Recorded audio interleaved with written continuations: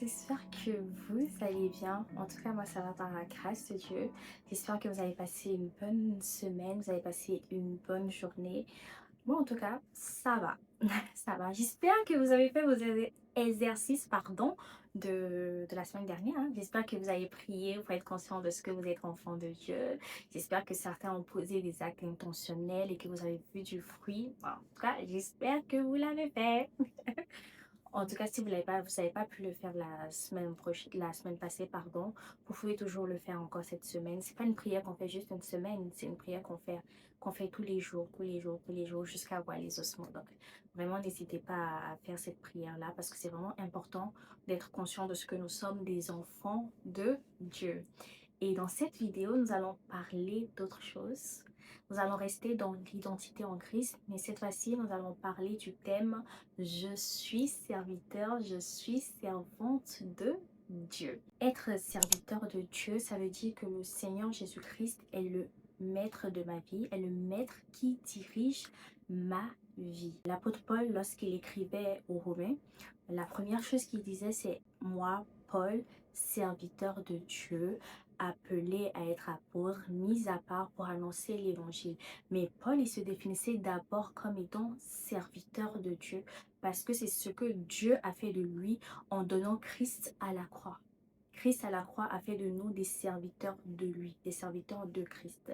Vraiment important d'être conscient du fait que nous ne sommes pas simplement des enfants de Dieu. Oui, nous sommes des enfants de Dieu parce que nous avons accepté Jésus comme sauveur, comme Seigneur. Nous sommes maintenant co-héritiers avec Christ. Oui, toutes ces choses, nous sommes enfants de Dieu, c'est une vérité, c'est vrai. Mais nous sommes également des serviteurs de Dieu. La Bible déclare dans le livre de Galates 5 au verset 1, car c'est pour la liberté que Christ vous a affranchis. Si nous avons été affranchis de quelque chose, c'est que quelque part nous étions esclaves d'une autre chose.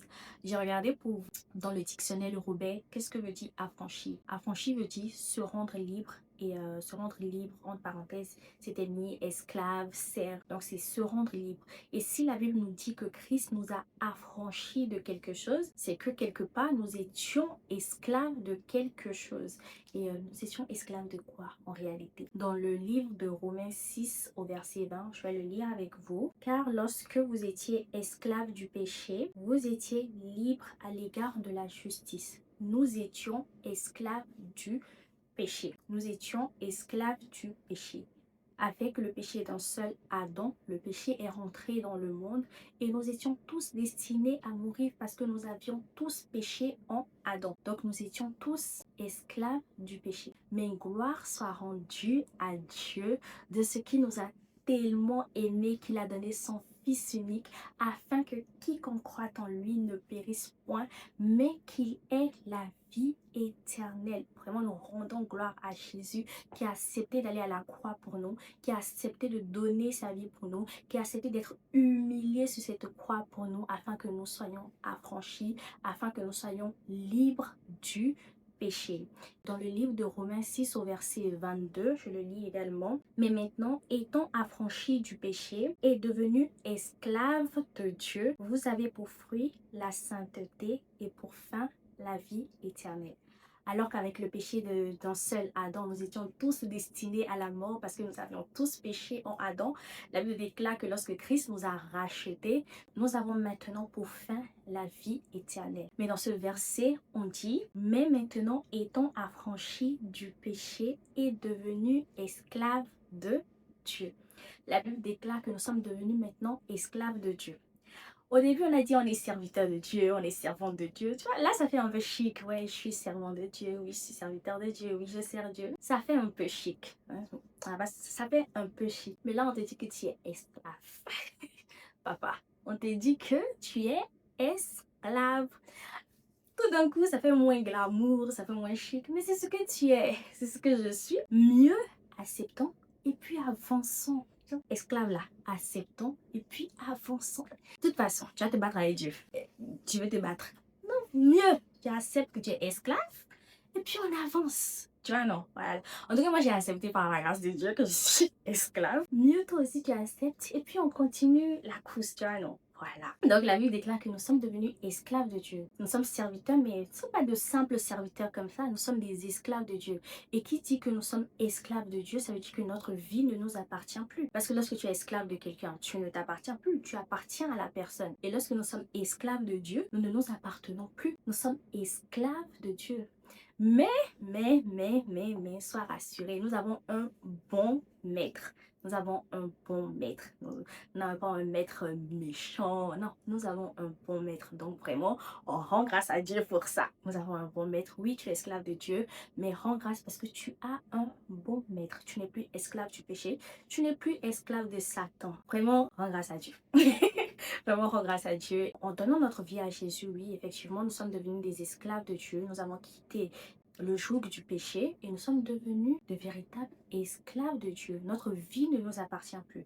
Notre vie n'appartient plus. En fait, nous ne sommes plus centrés sur le nous. Notre vie appartient maintenant à Christ. C'est lui qui dirige nos vies. C'est lui qui dirige nos pas. Donc oui, nous sommes enfants de Dieu. Ce que nous avons vu dans la vidéo dernière. Mais aujourd'hui, j'aimerais nous rappeler que nous ne sommes pas simplement des enfants de Dieu. Nous sommes également des serviteurs, des servants, plus précisément des esclaves. Non, mieux je te redis encore, tu vois. Là, ça va rester. Mieux je dis encore, comme ça va rester, tu vois, non. On est des esclaves de Dieu. Notre vie ne nous appartient plus. Notre vie appartient à Christ. Et moi, je suis très heureuse d'être esclave de Christ parce que franchement, je préfère être esclave de Christ, hein, la vérité. Être esclave de Christ qu'être esclave du diable. De toute façon, les diables fait avec ces esclaves-là. Non, pardon. Mieux esclave de Christ. Mieux esclave de Christ. Et dans la partie 2, nous allons voir du coup comment se comporter en tant que serviteur, en tant qu'esclave de Dieu. Non, tu vois, j'aurais dit comme ça va rester. Comment se comporter en tant qu'esclave de Dieu, comment faire pour avoir la conscience de ce que nous sommes des esclaves de Dieu. Donc on se retrouve dans la partie 2 pour la suite de la vidéo, pour la suite du thème Je suis serviteur, servante de Dieu. D'ici là, portez-vous bien. N'hésitez pas à vous abonner à la page, à liker, à commenter. Voilà, vous savez déjà. Je vous envoie plein de bisous et je vous souhaite de passer une bonne soirée, une bonne journée, une bonne fin de semaine. Ça dépend du moment à laquelle vous regardez la vidéo. En tout cas, passez une bonne journée, passez une bonne semaine, passez, voilà. Je vous envoie plein de bisous.